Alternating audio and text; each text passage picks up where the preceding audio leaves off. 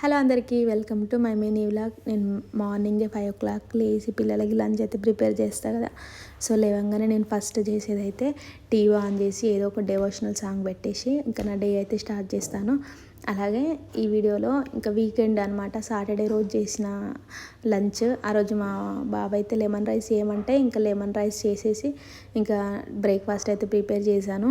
అలాగే నేను డైలీ లేస్తుంటే నాకు ఒకటి అనిపించింది, నాకు పెళ్ళి కాకముందుకైనా పెళ్ళి అయినాకైనా నేను ఏ ఒక్కరోజు కూడా 5 o'clock లేచి ఇట్లా లంచ్ అయితే ప్రిపేర్ చేయలేదు. మా ఆయనకు చేయలేదు, మా అమ్మ వాళ్ళ ఇంట్లో కూడా చేయలేదు అనమాట.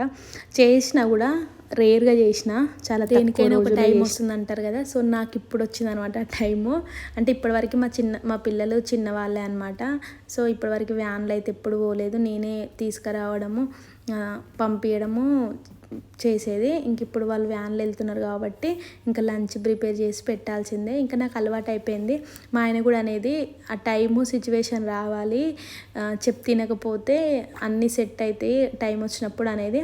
సో నాకు కూడా ఇప్పుడు టైం వచ్చింది, అన్నీ సెట్ అయినాలే. ఇంకా నేను ఇక్కడైతే బ్రెడ్ రోస్ట్ చేస్తున్నాను. గీ వేసి బ్రెడ్ని మంచిగా కాల్చుకొని కొంచెం లైట్గా ఉప్పు వేయాలి.